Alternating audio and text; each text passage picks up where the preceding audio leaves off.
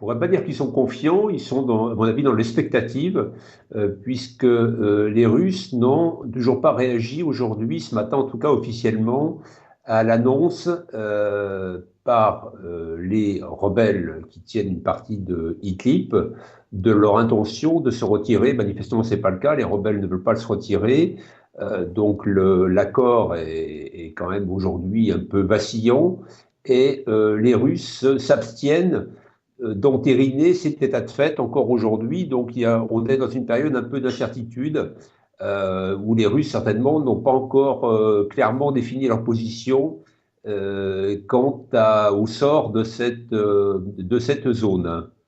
Si les djihadistes donc, ne se sont pas retirés d'Idlib alors que c'était la date de la zone tampon autour d'Idlib, alors que c'était la date butoir aujourd'hui, quels sont les scénarios sur la table pour les Russes?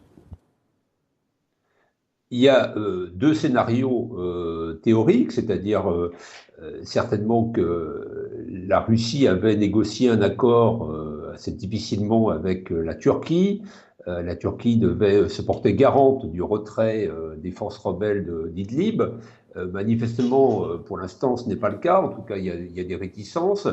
Donc, probablement, la Russie va demander des comptes à son partenaire turc pour savoir si l'accord tient toujours et si Ankara est effectivement capable de pouvoir tenir sa promesse d'établir une zone démilitarisée. Cette période, je dirais, diplomatique va durer probablement quelques jours.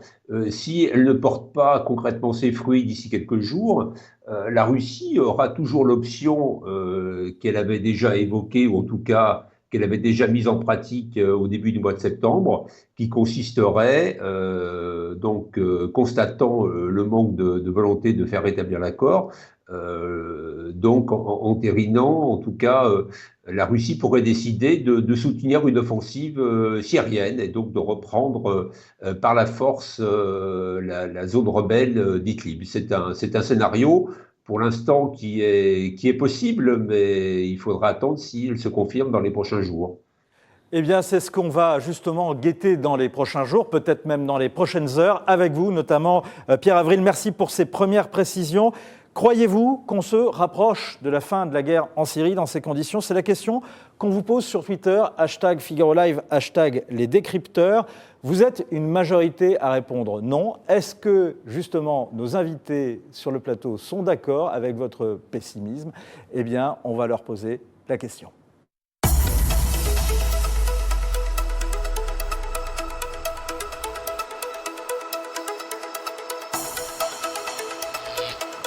Bonjour Georges-Noël Bruno. Bonjour. On rappelle que vous êtes grand reporter au Figaro, spécialiste du Moyen-Orient et auteur, avec Christian Chesneau, d'un vrai livre de référence sur les relations entre la France et la Syrie, Les chemins de Damas, le dossier noir des relations franco-syriennes. Quelles sont les dernières informations?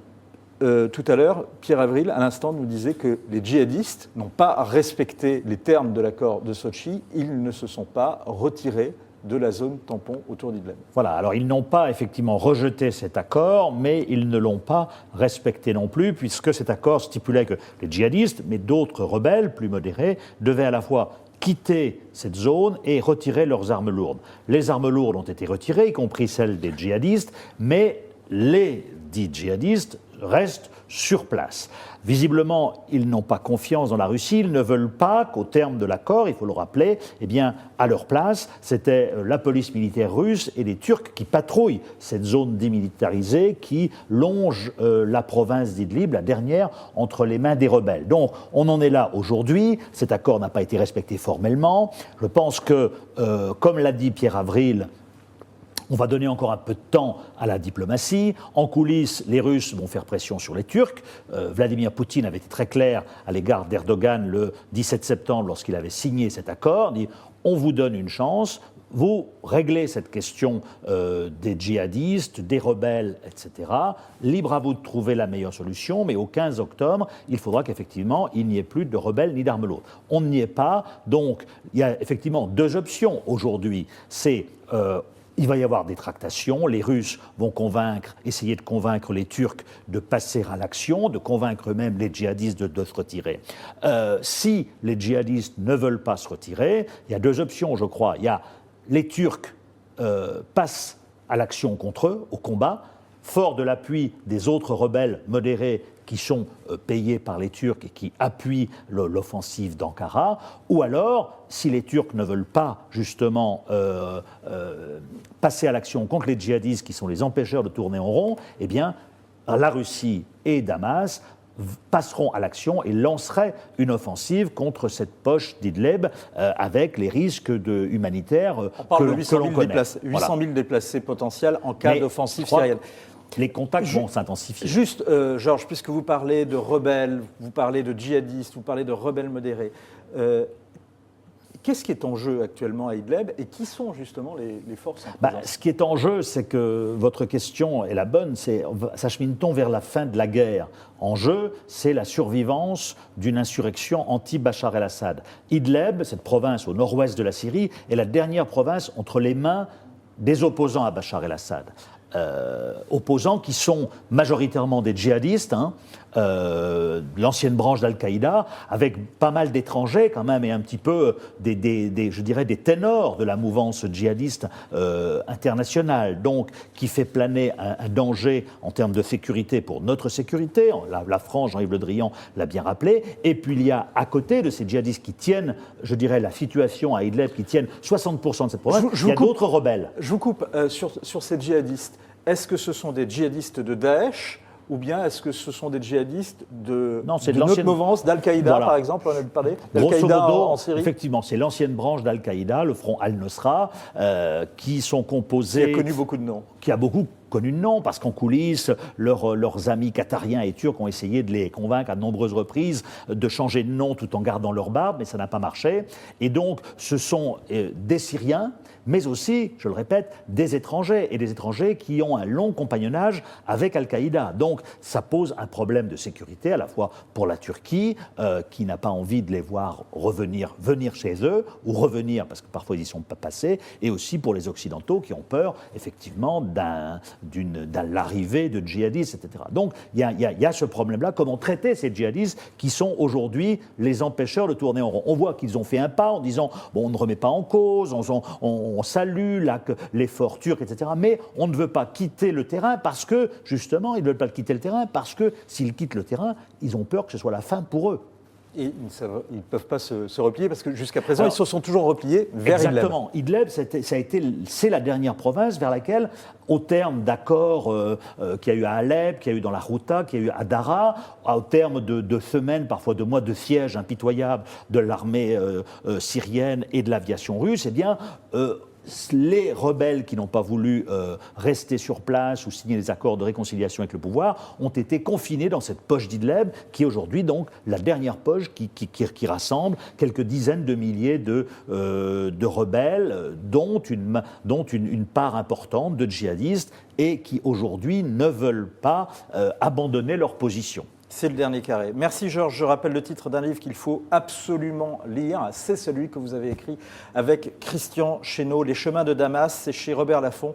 Plus de 30 ans de relations franco-syriennes passées au scanner. Relations qui ont varié du tout au tout, du quasi-affrontement d'ailleurs aux embrassades. Par exemple, l'ancien ministre des Affaires étrangères, Laurent Fabius, disait que Bachar el-Assad ne méritait pas d'être sur terre.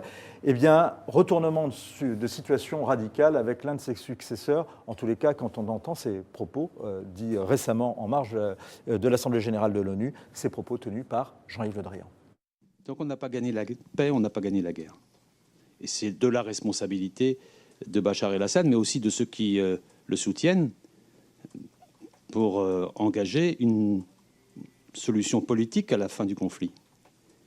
Sinon... on risque d'aller vers une forme de guerre perpétuelle dans la zone. Bonjour Frédéric Pons. Bonjour. Vous êtes journaliste, vous avez été professeur à Saint-Cyr, président d'honneur de l'Association des journalistes de défense. Vous avez été le monsieur politique étrangère et des questions de défense de valeurs actuelles pendant de nombreuses années.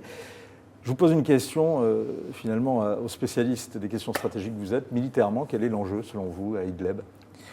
Militairement, c'est d'en finir avec les dernières forces armées islamistes, qu'elles soient modérées ou pas, peu importe. Il faut en finir avec ces groupes surarmés qui tiennent une partie de la Syrie.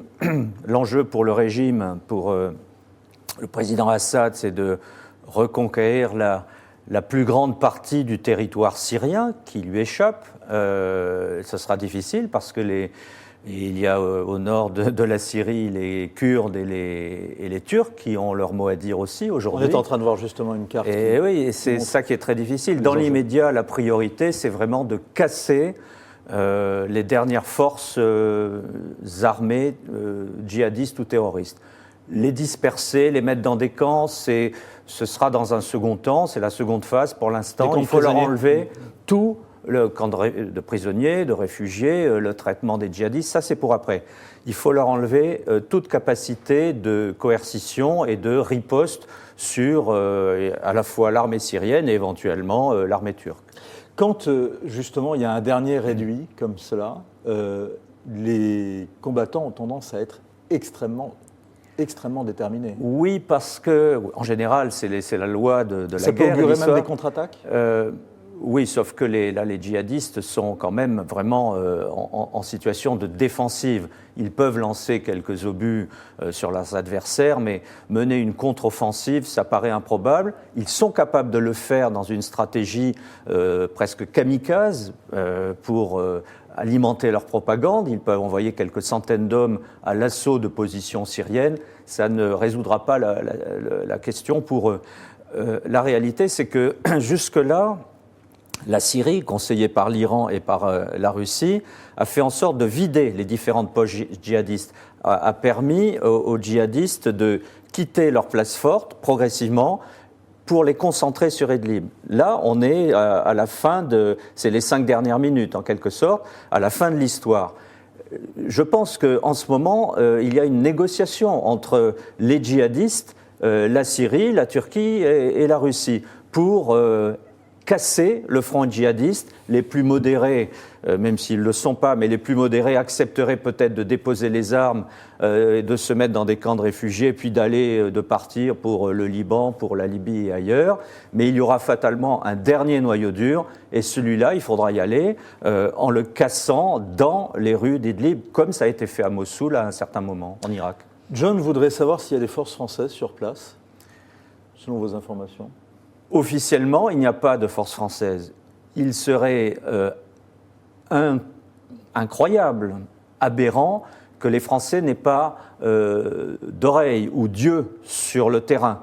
Il y a fatalement des agents, des gens qui essaient de renseigner au plus près les autorités françaises sur ce qui se passe à Idlib, sur l'état des forces respectives. Arcus Guy nous dit « Les combattants islamistes sont sans scrupules, ils combattront jusqu'à la mort ». C'est ce que vous disiez justement, mais est-ce qu'ils peuvent combattre aujourd'hui avec une stratégie, un espoir de victoire militaire ? La victoire militaire, ils savent qu'ils ne l'ont plus. Ils sont depuis des mois maintenant sur le reculoir, comme on dit au rugby. Ils ont perdu des positions. Leur territoire, vos cartes le montrent très bien, n'a pas cessé de se rétrécir. Ils savent que là, dans l'immédiat, la victoire militaire leur échappe. Ils peuvent espérer, à la faveur de cette défaite militaire, une victoire politique, médiatique, une victoire de propagande, en portant quelques coups encore significatifs à l'armée syrienne, mais à terme, militairement, ils sont finis. On peut considérer que la guerre est finie en Syrie. Ce sont les derniers maîtres à conquérir pour Bachar el-Assad et l'armée, mais à l'heure actuelle, sauf retournement majeur d'une partie de la population, ce qui semble exclu, eh bien, la guerre est gagnée pour Assad. Frédéric Pons, vous avez couvert la guerre du Liban dans les années 80, vous y avez consacré des livres, vous y avez même participé, il me semble. D'une certaine façon, façon. On voit des soutiens en France, à droite notamment, du régime de Bachar el-Assad. Les mêmes n'avaient pas, à cette époque, dans les années 80, ou même jusque dans les années 2000, des mots assez durs pour parler de ce régime. Est-ce qu'ils n'ont pas un peu la mémoire courte ? Vous savez, Assad, enfin la famille Assad, le père Hafez, père de Bachar aujourd'hui, pendant des années, ont été des ennemis du Liban. La famille Assad et donc le régime syrien n'a pas cessé de vouloir occuper, démembrer le Liban, en tout cas le placer sous son contrôle. Dans cette stratégie de contrôle politique du Liban, la Syrie à l'époque, dans ces années 80, dans les années 2005, la Syrie a porté des coups très sévères à la communauté internationale et notamment aux Français. Nous avons perdu des dizaines d'hommes au Liban sous les coups de gens qui étaient armés, conseillés par la Syrie ou manipulés par la Syrie. Il ne faut pas l'oublier. Maintenant, c'était il y a 30 ou 40 ans, l'évolution de l'histoire, le retrait syrien du Liban et la menace de déstabilisation majeure de la Syrie à partir de 2011 par les groupes djihadistes sponsorisés par l'Arabie saoudite et d'autres États du Golfe a posé une nouvelle donne. La nouvelle donne, c'est qu'on risquait d'avoir une Syrie éclatant, explosée, mettant en péril l'ensemble de la stabilité du Proche-Orient et notamment de ce petit Liban qui reste un allié, un ami de la France. Et donc il fallait effectivement éviter la désintégration de la Syrie et pour ça il fallait consolider le régime syrien. Ce qu'on n'a pas voulu faire, on s'est mis dans une impasse, l'époque Sarkozy-Juppé, puis l'époque Hollande-Fabius a placé la France dans une impasse totale. On n'a pas su voir la réalité du soutien populaire de Bachar el-Assad, qui est une réalité qu'on a gommée complètement. On va justement en reparler avec Frédéric Pichon. Merci Frédéric Pons. Le martyr des chrétiens d'Orient, c'est votre dernier livre, absolument. Et c'est chez Kalman Levy. Pensez-vous qu'on se rapproche de la fin de la guerre en Syrie, surtout quand vous venez d'entendre Frédéric Pons? C'est la question qu'on vous pose sur Twitter, #Figaro Live, #les décrypteurs. Pour l'instant, vous restez majoritairement défavorable à cette idée, mais vous continuez de voter. Si la guerre s'arrête, en tout cas, si la reconstruction redémarre, il y a une question qu'on se pose, c'est quelles en sont les conditions? Eh bien, on a déjà un élément de réponse avec cette déclaration du secrétaire d'État, du nouveau secrétaire d'État américain, Mike Pompeo. If Syria doesn't ensure the total withdrawal of Iranian-backed troops, it will not receive one single dollar from the United States for reconstruction. Bonjour Frédéric Pichon. Bonjour. Vous êtes universitaire, auteur d'une thèse et de 2 autres livres sur la Syrie, le dernier en date. On le recommande, il est aux éditions du CERF, Syrie, une guerre pour rien, 350 000 morts en 7 ans, parmi lesquels près de 20 000 enfants. Est-ce que les Syriens, pro ou anti-Bachar, aspirent à la paix? Je dirais pour les anti-Bachar, est-ce qu'ils aspirent à la paix même avec Bachar el-Assad? Oui, bien sûr, et ça c'est un phénomène qu'on a pu observer depuis le début. J'ai envie de dire que, en fait... depuis le début, on a vu une révolte quand même de toute une partie du peuple syrien contre ce régime. Assez vite, me semble-t-il. En tout cas, moi, j'ai fait partie de ceux qui ont averti sur le caractère qui n'était pas massif de cette révolte, justement. Et pour des tas de raisons, y compris des raisons sociologiques, et pas forcément confessionnelles, effectivement, une partie de la population syrienne, la partie, en fait, qui avait profité de l'ouverture à la mondialisation, qui avait profité d'une certaine... libéralisation économique a eu tout simplement un intérêt de classe. Là, on parle en termes marxistes. Les riches, les bourgeois, les élites économiques. Les citadins. Et alors, avec certains groupes qui, eux, ne rentraient pas dans ces catégories socio-économiques, comme les Kurdes, qui, eux, étaient paupérisés, mais qui ont choisi, à certains moments du conflit, comme à Alep, par exemple, clairement, de combattre aux côtés de l'armée syrienne. Mais j'ai envie de dire que la question actuellement, et on l'a vu avec Pompeo, n'est plus tellement la question du soutien populaire, dont personne, en fait, ne s'est jamais soucié. Je crois que très vite, le conflit syrien, il a échappé aux Syriens, en fait. Et je crois que jamais aucun conflit a été aussi internationalisé. Moi, j'étais l'été dernier, en juillet, au moment de la réduction de la poche de Deraa, donc où tout avait commencé. Tout le monde a très bien compris que justement la localisation de Deraa sur la carte. C'est même pas une opération militaire victorieuse de l'armée syrienne qui a permis ça. C'est l'international qui l'a permis. C'est-à-dire que la Jordanie a dit game over.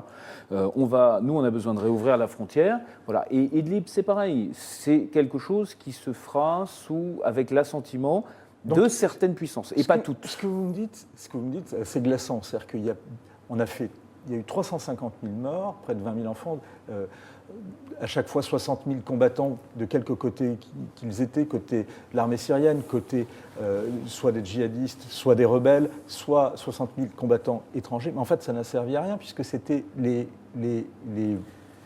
force étrangère Voilà. qui devait régler Et justement la situation. c'est encore le cas, hein. C'est-à-dire qu'on voit bien Pompeo qui dit qu'il n'y aura pas $1 pour la Syrie, c'est-à-dire qu'on est là dans une guerre froide, une guerre d'influence entre la Russie, les États-Unis, ou plutôt ce qui reste de l'Occident, qui a quand même perdu de sa marge de manœuvre dans la région, et ces nouvelles puissances émergentes qui, discrètement comme la Chine ou moins discrètement comme la Russie ou l'Iran, tentent de peser et de s'engouffrer dans la brèche. Et tout ça se fait sur le dos de la population. Quand Pompeo dit ça, il faut bien savoir que c'est des sanctions sur les produits pharmaceutiques actuellement en Syrie, en zone loyaliste. C'est des centaines de milliers de personnes qui manquent de soins. C'est à terme aussi recréer les conditions du mécontentement. Alors social. justement, c'est ma question. Est-ce que dans ces conditions, la paix est possible ? Non, tant que effectivement les grandes puissances,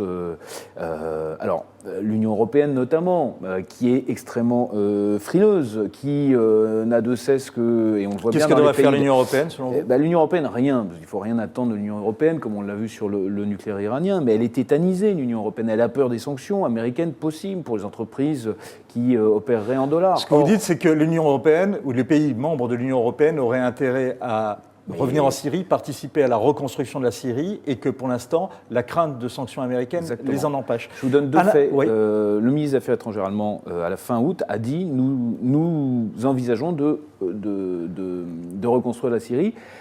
Je ne sais pas concrètement comment ça se... Mais c'est à cause du regroupement familial. Les Allemands ne veulent pas d'un regroupement familial pour les réfugiés syriens. Et il y a 15 jours, Parce que la pression migratoire exercée en Allemagne inciterait Berlin, on voit bien justement, politiquement à vouloir reconstruire la Syrie. Le ministre des Syrie. Affaires étrangères polonais, il y a un mois, était en Syrie. Et ils vont financer le retour de réfugiés. Donc en Europe de l'Est et en Europe centrale, la question syrienne, c'est la question des réfugiés. Point barre. Il ne se pose pas d'autres questions.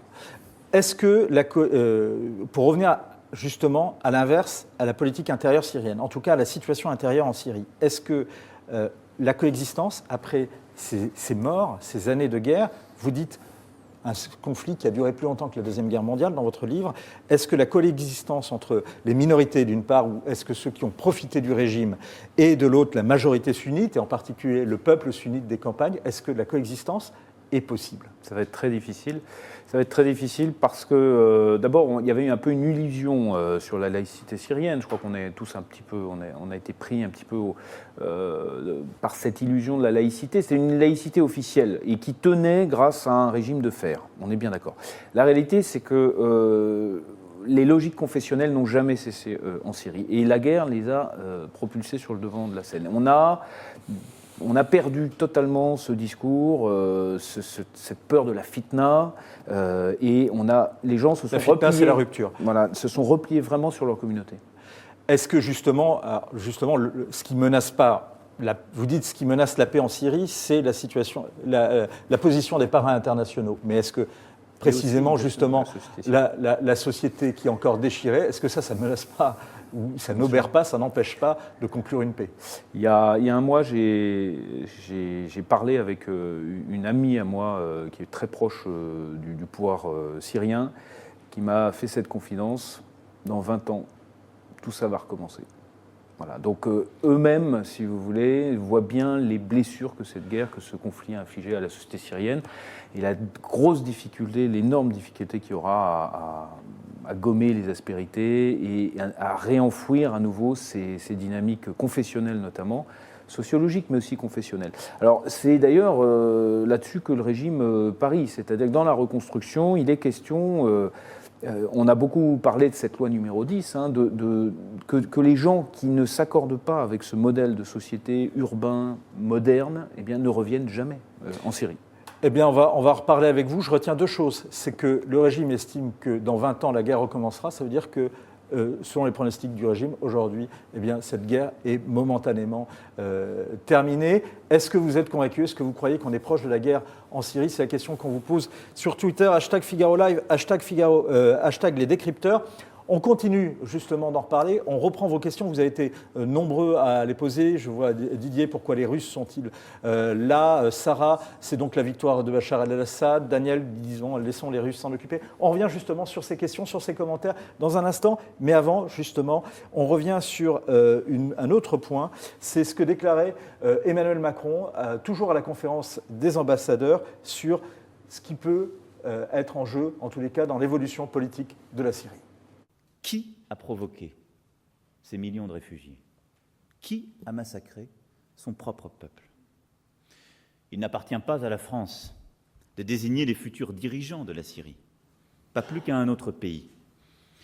Mais c'est notre devoir et notre intérêt de nous assurer que le peuple syrien sera bien en situation de le faire. C'est un tournant, ça, dans les relations franco-syriennes, Georges Malbruno, ce genre de déclaration?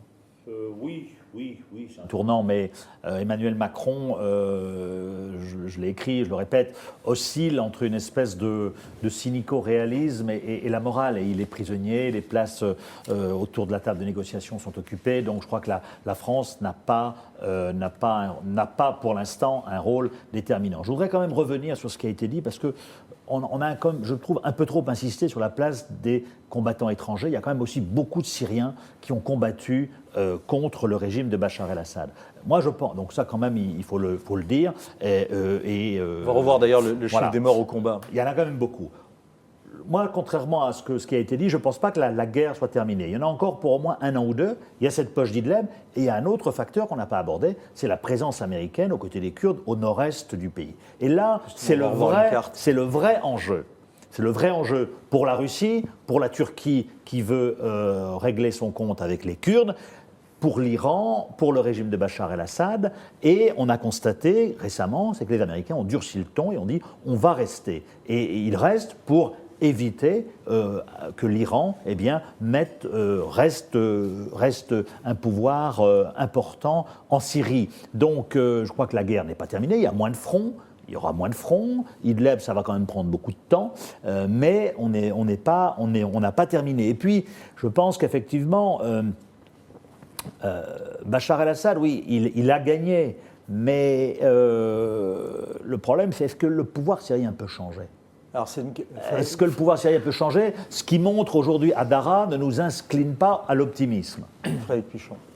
Tu fais allusion, je suppose, à la nouvelle constitution. Donc, il est effectivement. Non, je pense aux méthodes, si vous voulez. Ah oui, non, alors, sur les méthodes, non. Mais peut-être déjà, attendez, sur un autre point, déjà sur ce que dit Georges Malbruno, sur précisément le fait que la guerre n'est pas encore terminée et qu'il y a encore un autre front qui est dans le nord-ouest, dans le nord-est syrien. Oui, Frédéric. Oui, pour le plus grand malheur de la Syrie et des Syriens, ça a été dit, c'est un conflit international, très international. Et un certain nombre de pays voisins, ou même plus lointains, qui ont des amis, des partenaires, des alliés en Syrie, n'ont pas forcément envie que la guerre s'arrête.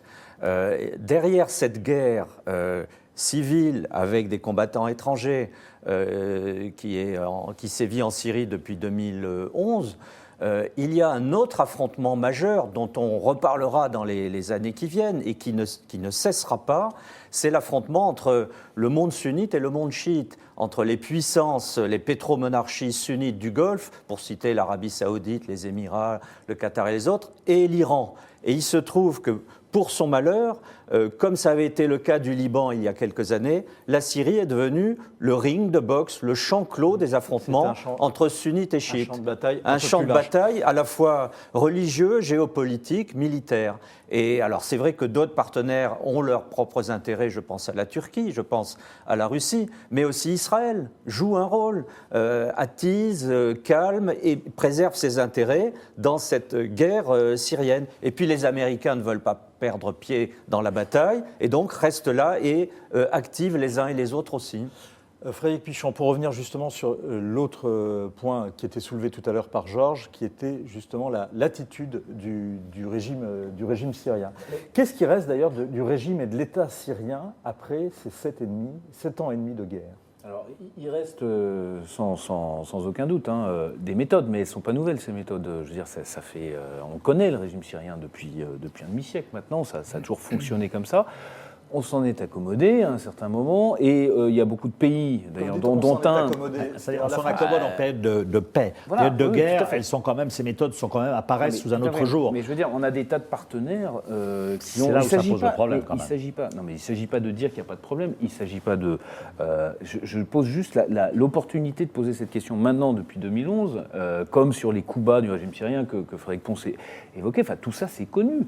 Le problème principal, il n'est pas là. Il est dans la stabilisation. On a plein de partenaires internationaux, dont pareil, on pourrait aller ausculter aussi les méthodes, la Chine en particulier, l'Arabie Saoudite en ce moment, etc.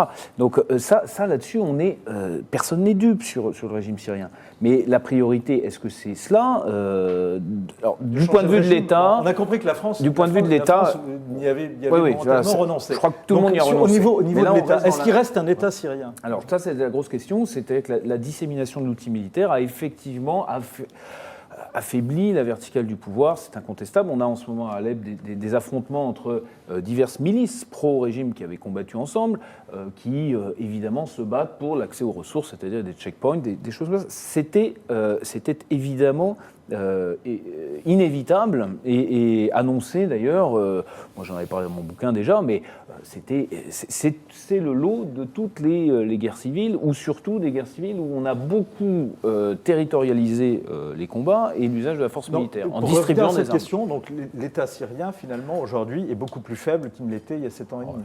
Il est plus faible, mais il n'est pas. Ce qui est bizarre, c'est qu'il n'est pas.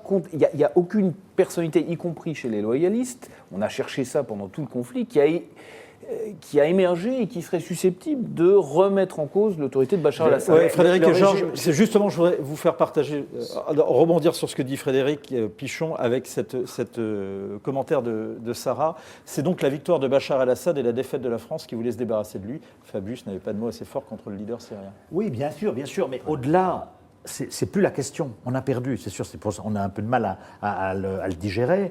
Macron un peu moins que ses prédécesseurs, mais la question est de savoir est-ce que la Syrie unitaire, comme on l'a connue, peut survivre à cet épisode dramatique? Est-ce qu'une Syrie avec Bachar el-Assad peut de nouveau exister dans son unité?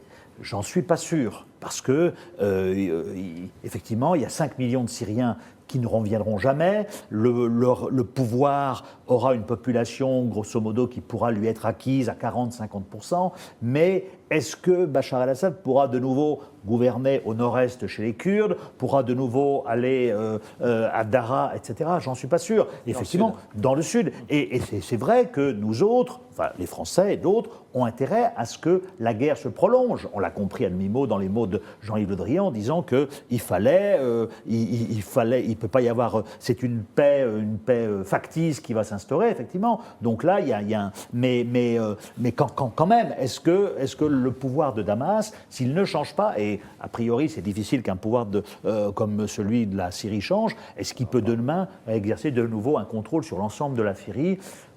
J'en suis pas certain. Deux remarques sur le pouvoir et l'État à Damas.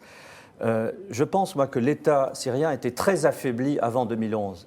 Et si 2011 s'est produit, c'est parce qu'il était affaibli, notamment dans son travail de contrôle de la population, les mourabarats, c'est-à-dire les réseaux de services de renseignement, s'étaient affaissés. Le régime était pourri par la corruption intérieure. Et s'il y a eu cette absence de réaction ou ces réactions désordonnées entre 2011 et 2012, quand le régime a failli tomber, oui, c'est parce qu'il était déjà extrêmement affaibli. Quand on interroge les Syriens, pas les Syriens forcément proches du pouvoir, mais les gens de la société civile, tous le disent.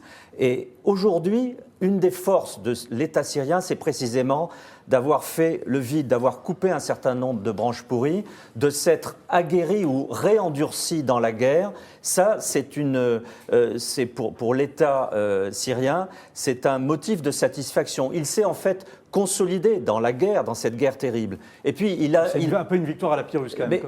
Mais il a un deuxième atout que je souhaite souligner, c'est que aujourd'hui, la population en a assez de la guerre. Et même si les gens n'aiment pas Bachar el-Assad, ils veulent la paix. Il va se produire le même phénomène qu'en Algérie à la fin de la guerre civile, en 1999. Les gens en ont assez et vont porter Bouteflika. Voilà. Juste, je vous donne la parole, mais il y a deux dernières questions. on n'a plus que 2 minutes que je voulais donner des internautes. Vous allez pouvoir y répondre. Pourquoi les Russes sont-ils là? Quels sont les intérêts? Et quelle est exactement la politique actuelle de Donald Trump en Syrie?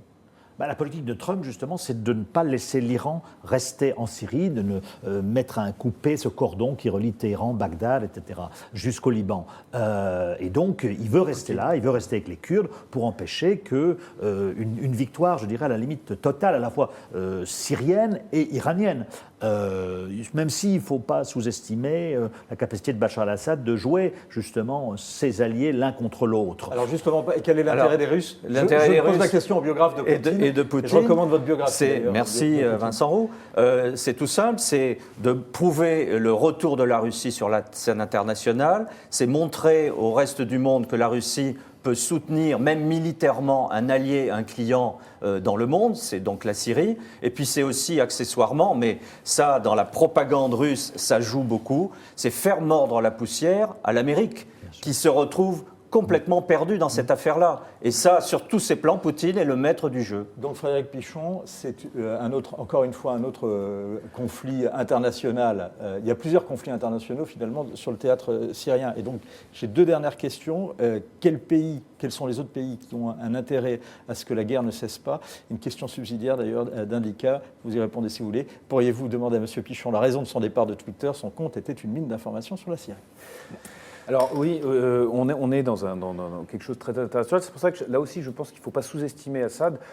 C'est son père qu'on surnommait le Bismarck du Moyen-Orient. Je ne sais pas si c'est un Bismarck au petit pied, mais sur la question kurde notamment et la présence américaine dans le Nord-Est. Du Moyen-Orient. Oui, ça c'est la nouvelle appellation. Non, je pense qu'il ne faut pas le sous-estimer. Sa capacité, notamment, on le voit très bien, à jouer les Kurdes en ce moment. Sachant qu'il y a une convergence entre la Syrie et la Turquie sur la question kurde, et que les États-Unis vont se trouver bien isolés. Moi, je ne vois pas comment les États-Unis vont pouvoir empêcher ou pouvoir soutenir un État kurde syrien. Juste, Frédéric, pour faire dire sur cette question, les pays qui ont intérêt à ce que la guerre ne cesse pas, la Turquie, l'Arabie Saoudite, la Russie, les États-Unis, non, même pas l'Arabie Saoudite, c'est les Occidentaux, parce que l'Arabie Saoudite et le Qatar, le Qatar s'est déjà rapproché. Ils sont prêts à renouer. La Routa orientale, c'est parce que Riyad a dit on arrête le soutien à Jaish al-Islam. Et Jaish al-Islam est tombé. Juste pour conclure, vraiment une dernière minute. Oui, ce qui importe dans le temps, c'est pas de gagner la paix, c'est de survivre. Et ils ont survécu. Une dernière question sur Twitter. Écoutez, non, je pense que le climat est plus serein en dehors de Twitter et c'est devenu un espace de harcèlement qui me... Voilà, pour le moment, j'ai fait une pause. Vous pouvez répondre en tout cas sur Twitter à la question croyez-vous que la guerre en Syrie est terminée? Pensez-vous qu'on se rapproche de la guerre en Syrie? Vous êtes donc une large majorité à répondre non. Demain, il y aura une autre question, elle porte sur la pauvreté, ce sera la thématique des décrypteurs. En attendant, je vous recommande les livres des invités sur notre plateau, Les chemins de Damas, le dossier noir de la relation franco-syrienne, c'est Georges Malbruno et Christian Chesneau, Le martyr des chrétiens d'Orient, Frédéric Pons, c'est chez Kalman Lévy, et Syrie, une guerre pour rien, c'est aux éditions du Cerf. Et on recommande également votre thèse sur Maaloula, qui est cette ville à côté, absolument fascinante, à côté de Damas. Barbara Pompili est l'invitée du talk. Et ce soir, ici même, ce sera Olivier Faure qui sera l'invité d'Audition publique après Point de vue, qui sera présenté par Guillaume Roquette.